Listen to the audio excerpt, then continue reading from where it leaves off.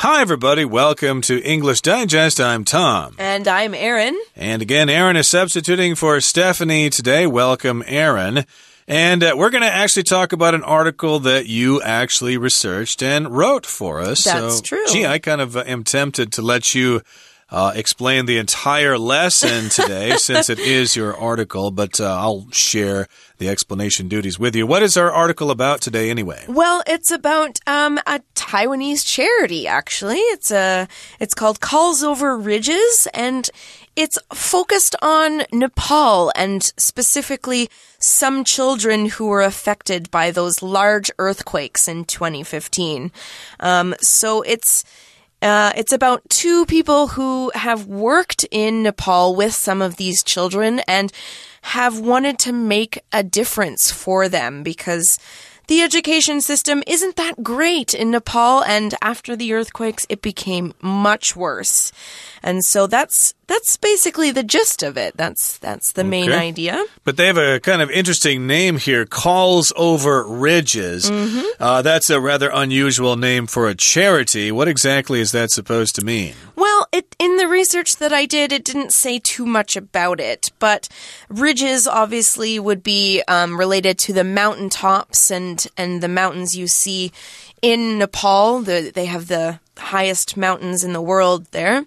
And calls over ridges basically is like in my mind, it means like getting over those mountaintops, getting over those peaks to actually do some help. Maybe that's how they communicate there. At least in the past, they had to yell over the mountain ridges so that they could spread the information around and get everybody to be educated and stuff like that. So we'll talk about how this charity came about in today's lesson. So, hey, let's get to it, everybody. Let's listen to the article read one time by the author herself.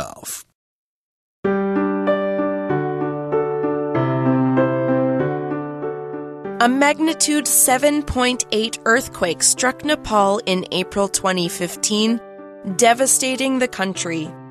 Almost 9,000 people were killed and an additional 22,000 were injured. The tremors left the country in a shambles, with much of its infrastructure and architecture destroyed, including more than 30,000 classrooms. The 2015 earthquake further compounded the country's already inadequate education system. In 2014, around 1.2 million Nepalese children, aged 5 to 16, had never attended school or had dropped out, according to Nepal's Ministry of Education.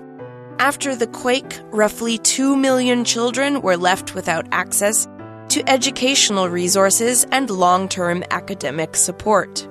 In an attempt to lessen some of these struggles, Taiwanese students Lin Zichun and Tsai Wan-ting founded Calls Over Ridges, or COR, a non-profit organization aiming to raise 1.26 million NT dollars to help children in 3 affected villages attend school. Lin and Tsai started by simply asking their fellow students to donate 60 NT dollars a month over a period of 5 years. However, they've since opened their campaign to the public, hoping to raise an additional 1.2 million NT dollars for volunteers, resources, and tuition for up to 150 students. Lin and Tsai noticed that international organizations were often building temporary schools and providing immediate relief to children, but failing to provide permanent solutions to keep children in school and learning. Therefore, COR's volunteers receive extensive training in sustainable education methods, learn how to properly interview and interact with Nepalese families, keep track of the children's progress in reading programs, and record how all the financial contributions are being spent within the villages. Lin and Tsai's ultimate goal is to see the children plan for their own futures, which is why they're providing career workshops and activities that help the children think about not just the present, but what lies ahead. With COR's help, these children have bright outlooks indeed. Okay, so the day before Valentine's Day, we're going to be talking about helping out children in Nepal, helping them receive a better education. So again, the title here says, Calls Over Ridges gives Nepalese children more opportunities. This is the name of the charity, Calls Over Ridges. That's right. And this particular charity gives the children in Nepal some opportunities. Now, you may have heard in the news back in 2015 in April, a magnitude 7.8 earthquake struck Nepal at that time, devastating the country. Here we've got magnitude. That just is referring to the level or degree of something.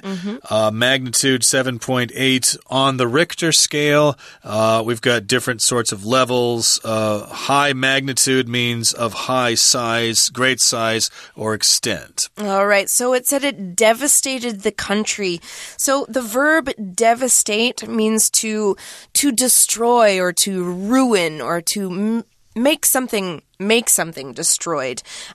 Related to it is the adjective devastated when you're horribly upset about something, and that can be also applied to countries that have been affected by natural disasters such as this. So if it's devastated, it means that many of the buildings have fallen down, many people have died, that sort of thing. So it goes on to say almost 9,000 people were killed. Like that's an example of our devastation here, which is the noun. And an additional 22,000 were injured. So quite a terrible thing that happened in Nepal last year. It was, and again, it was devastated, which means a lot of damage was caused. We've got 9,000 people killed and 22,000 were injured, which means they were crowding into hospitals, and the tremors left the country in a shambles with much of its infrastructure and architecture destroyed, including more than 30,000 classrooms. So here we're talking about tremors. Tremors, to me, are very small movements within a larger earthquake. Sometimes, of course, when an earthquake shocks or strikes, I should say, afterwards there are these things called aftershocks. But usually tremor is often used to indicate an earthquake itself. But in any case, here we've got tremors, different earthquakes related to the same earthquake happening in different places. So the country was left in a shambles, which means in a terrible condition. Everything was torn down, destroyed, and it just looked like a big disaster area. Right. So it says also that much of its infrastructure and architecture was destroyed. So architecture being the actual buildings, the hospitals, the schools, the houses, the government buildings, all of these things. And from that, the infrastructure. So infrastructure is the systems in a country has in place, such as education and government and the people who work in hospitals. So with all of these buildings gone and all of these people who've died and been injured, they don't have people there to work in these systems to help make sure that the country runs the way it's supposed to run. And that includes the more than 30,000 classrooms that were destroyed. And obviously, of course, many of the teachers who would have worked in these classrooms. Right. So lots of things were destroyed there. The infrastructure, the roads, the buildings, the power lines and stuff like that. And architecture. Please don't use the word architecture as a countable noun because we don't use it that way. And so how much architecture was destroyed, you could ask. That's using it as a non-count noun.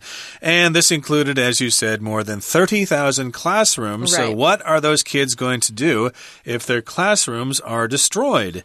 Well, the 2015 earthquake further compounded the country's already inadequate education system. So here we have the word compound as a verb. As As a noun, compound could refer to a couple of things, a mixture of different chemicals together, a chemical compound, or a military compound with different kinds of buildings in a military base, for example. But here it's being used as a verb, compound. How would you define the word compound as a verb? Well, compound as a verb basically means to take some negative aspects that are already existing and make them worse. So here we say it already has an inadequate education system. Their education system isn't as great as it is in some countries, exactly like maybe Taiwan or in the Western countries, where not a lot of children go to school, but this earthquake has made this much worse. It's compounded this problem. Made it worse, basically. Indeed. So, yes, they already had this inadequate, inefficient education system. It just made things worse, and they were bad already. Things have gone from bad to worse. That's right. It says in 2014 or 2014, around 1.2 million Nepalese children aged 5 to 16 had never attended school or had attended school and dropped out. It stopped going to school, according to Nepal's Ministry of Education. So a ministry is a government system that works with certain areas. So this is the Ministry of Education. These people are ministers for education. It's a division of the government. So here in Taiwan, we've got different ministries, the Ministry of Defense, the Ministry of Finance and stuff like that. This is some of their, some of their statistics that they've published. Lots of kids have never even gone to school, and many who were going had to drop out as a result of that devastating earthquake. And, let's finish this paragraph before we take a break here. After the quake, roughly 2 million children were left without access to educational resources and long-term academic support. So, yes, indeed, 2 million children could not have access to educational resources. They couldn't go to school. They couldn't get books and stuff. And they also didn't have access to long-term academic support. Academic just means having to do with education. Right. All right, so we're going to take a short break right now. Stay tuned. Hello everyone, my name is Tina. 我们今天要谈的是尼泊尔的教育，在2015年的一场地震之后显示出许多的问题。在第一个空格里面提到 The blank one left the country in a shambles. 在这里提到呢，由于前面讲到的是地震，而这样子的地震就让这个国家成为一片废墟。在选项里面，第一题我们可以选择 F 选项的 tremors， 原本是有震动震颤的意思，在这里就可以延伸成为是地震的意思，所以第一题的标准答案我们选择 F 选项。接着第二个空格这里提到 The 2015 earthquake further compounded the country's already blank 2 education system. 在这里提到2015年的这场地震进一步的恶化了这个国家怎么样的教育体系。这个空格如果你参照后面讲到呢，他们国家的就学情形，你就会发现他们的教育制度是不完善的。这里需要一个形容词搭配前后文意。第二题我们可以选择 A 选项的inadequate， 就有不完善的意思。后面的文章提到呢，根据他们自己的调查呢，大概是 around 1.2 million Nepalese children aged 5 to 16 had never attended school or had blank 3。其实根据尼泊尔的教育部的统计，在2014年大约有120万名5到16岁的小孩从来没有上过学，或者是怎么样。如果呢是一个不完善的教育体系，要么就是没有上学，不然就是中辍不上学了。搭配文意，第三题我们可以选择 D 选项的 dropped out。 drop out 也就是有辍学的意思。第4个空格在这里提到，在地震过后 roughly 2 million children were left without blank 4 to educational resources. 而在这一次的地震，又有差不多将近200万名的学生，他是没有怎么样可以呢这样子的教育资源，就是因为地震，所以就没有办法能够接触到教育的资源。搭配文意，第4题我们可以选择E 选项的 access 当作名词，就是有接触的方法跟途径的意思。We're going to take a short break now, but stay tuned. We'll be right back.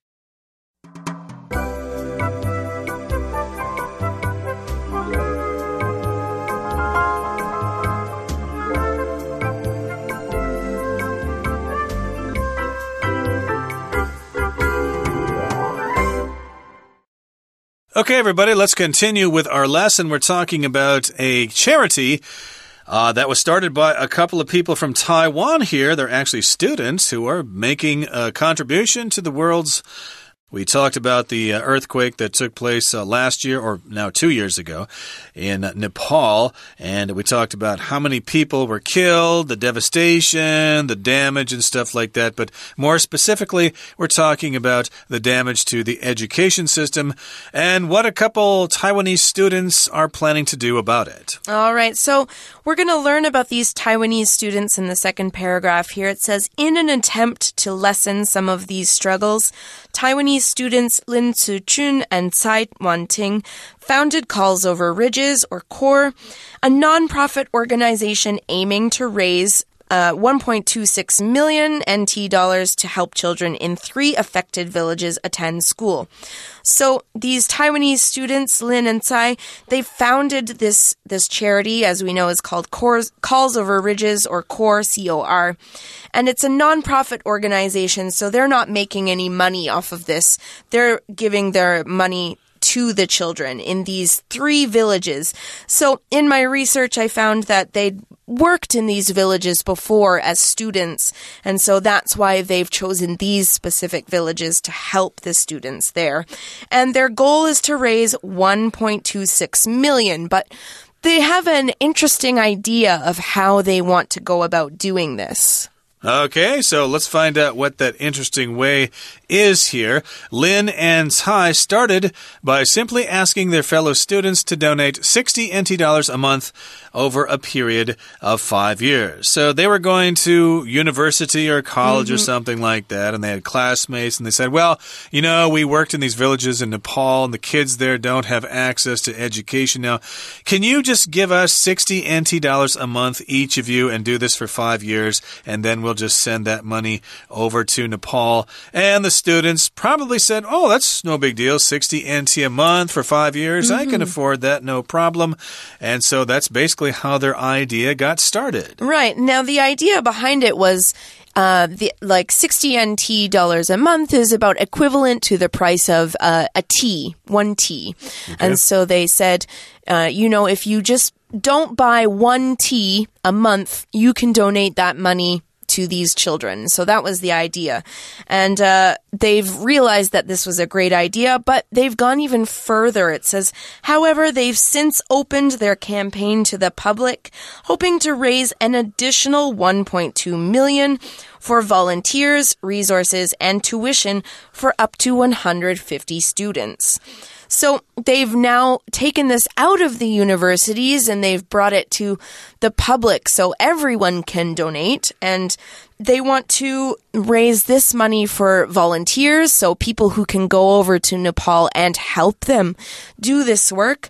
Resources such as books and pencils and supplies and computers too, maybe. Right. And tuition. So tuition is the money that students have to pay to go to schools. So schools in Nepal run on a tuition system. They have to pay if they want to go to school, which is why many of them don't go to school, because tuition can be quite expensive. Yeah, money is valuable. You can't be spending it on education if you need to spend it on food first.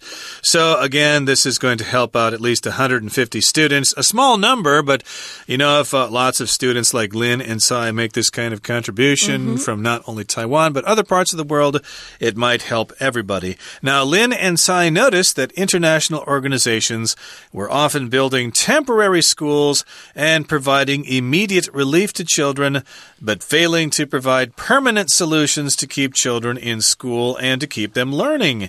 So, yes, these international organizations, well, yeah, they're being nice by building these temporary schools and giving them temporary relief, but, you know, they're not offering any permanent solutions. Permanent just means long-term, stuff that can last a long time. Right. So what's happening is that maybe these children are having schools, but they're not staying in the schools. They're not continuing with their education.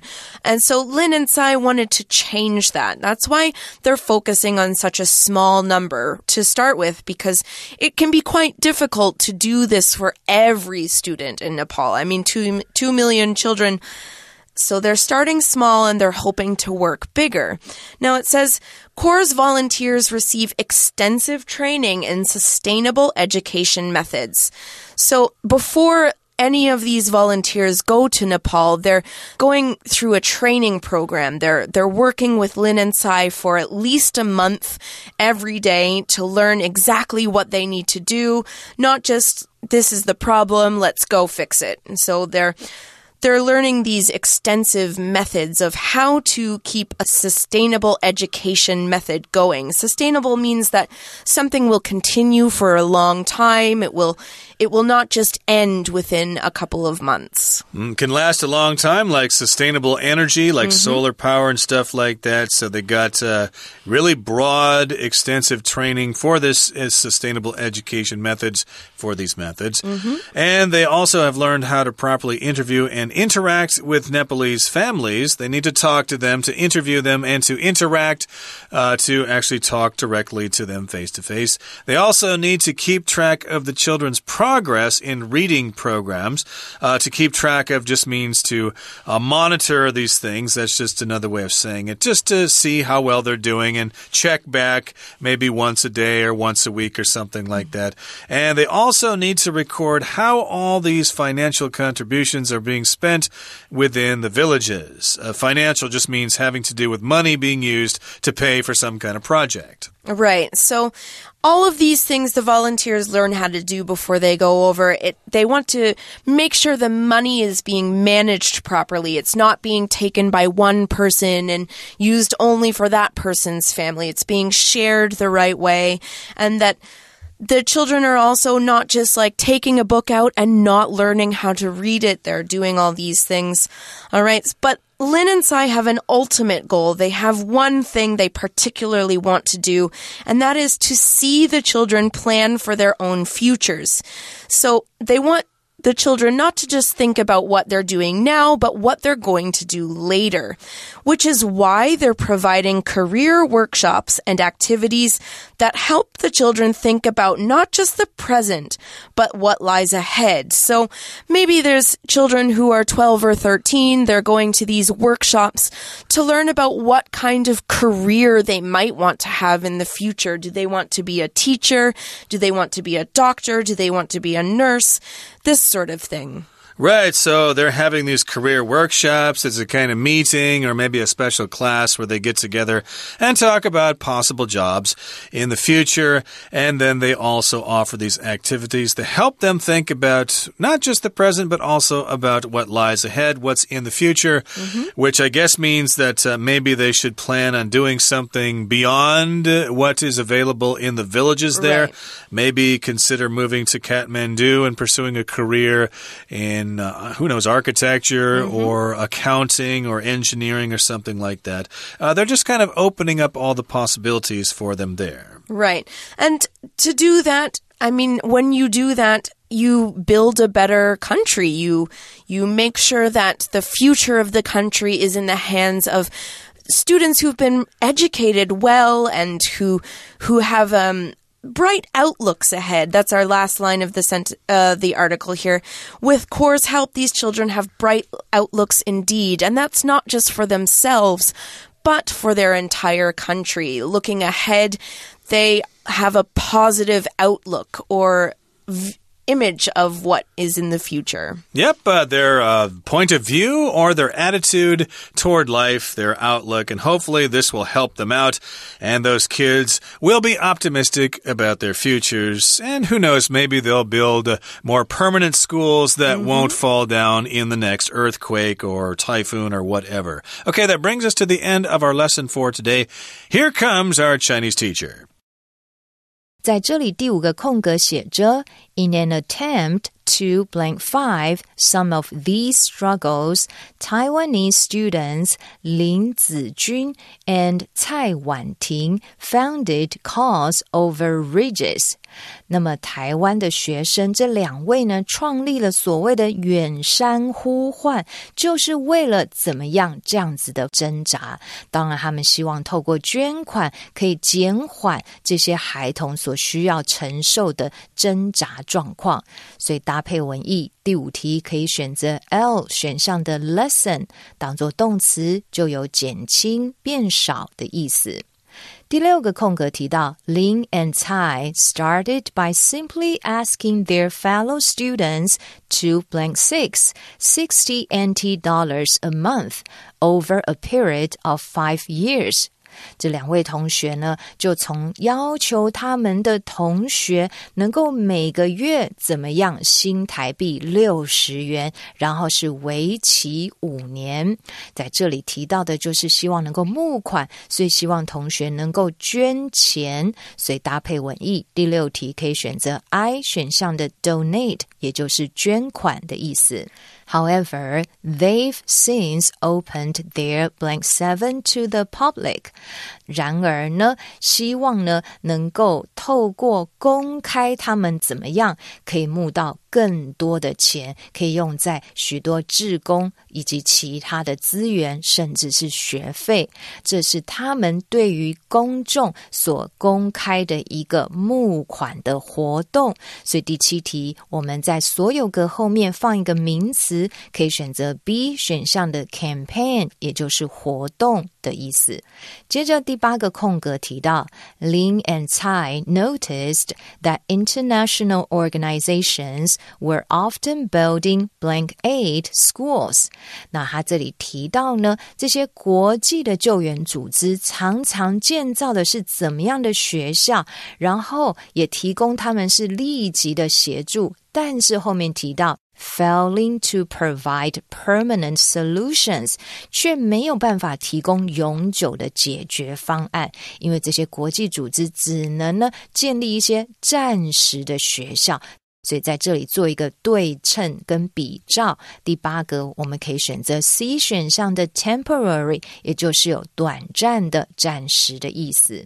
透过这样子的一个计划呢，他们做了很多的事情，其中包括在第9个空格，我们看后半段 and record how all the financial blank 9 are being spent within the villages。